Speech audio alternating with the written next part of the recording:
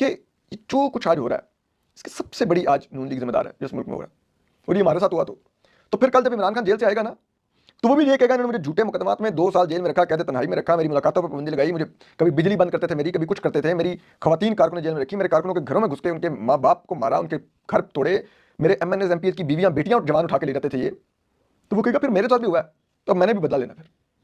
तो फिर वो जो आपके साथ करेगा फिर आप भी उसको क्यों क्यों मत कीजिएगा। फिर हम भी कहेंगे कि जनाब आप भी इसी जबर को जस्टिफाई करते थे खड़े होकर असेंबलियों में, तो आज भुगती है। ये इन लोगों की कुल हलम है। और मुझे आज बड़ी उनके साथ भी वही हुआ, ठीक है। वही ज़िया की परवरदा नून लीग आज इनके खिलाफ कैंपेन चला रही है। आज वही जंग ग्रुप के जो टाउट सहाफ़ी हैं वो इनके खिलाफ ट्वीटें वीला दारियाँ लिख रहे हैं। कुछ भी नहीं बदला इस मुल्क में। सिर्फ फ़र्क यह है कि जुल्फ़िकार अली भुट्टो का नवासा भी आज इस सब का हिस्सा है। बिलावल भुट्टो साहब, क्या अर्नी है पाकिस्तान की।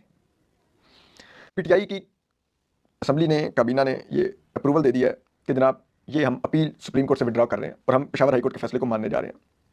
उसका मतलब है कि ये स्टे भी ऑटोमेटिकली कोलैप्स कर देगा और जो कानून है वो भी ऑटोमेटिकली खत्म हो जाएगा, क्योंकि पेशावर हाई कोर्ट का फैसला इन फील्ड आ जाएगा। फिर वो ये है कि जो कि बड़ा एक झटका है एस्टैब्लिशमेंट के लिए, वो खैबर पख्तूनख्वा में, और ये माशाल्लाह इमरान खान साहब ने ये काम किया था कि एक कानून है action in aid of civil powers regulations 2011, कि अगर कहीं पर कोई सिविल इंतजामिया हालात काबू में नहीं ला सक रही या कुछ उसके डोमेन से बड़ी चीज़ हो रही है तो उनकी मदद के लिए फौज आएगी वहाँ पर।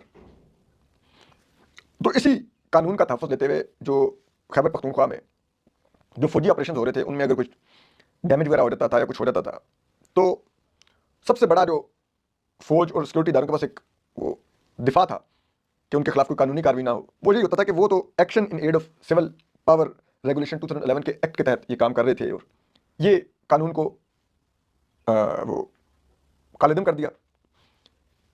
PTI की गवर्नमेंट ने जाकर उस दौर में सुप्रीम कोर्ट में चैलेंज किया और सुप्रीम कोर्ट, जैसे आज सुप्रीम कोर्ट नून लीग के हक में ठप्पे लगाती है माल ऑर्डर पर लगाओ, उस दौर की सुप्रीम कोर्ट PTI के हक में ठप्पे लगाती थी, तो उन्होंने उस फैसले के खिलाफ स्टे दे दिया। उस स्टे के बाद आज तक वो केस भी फिक्स नहीं हुआ और दूसरी तरफ ये कानून बहाल हो गया और फिर काम वैसे ही होने लग गया सब कुछ।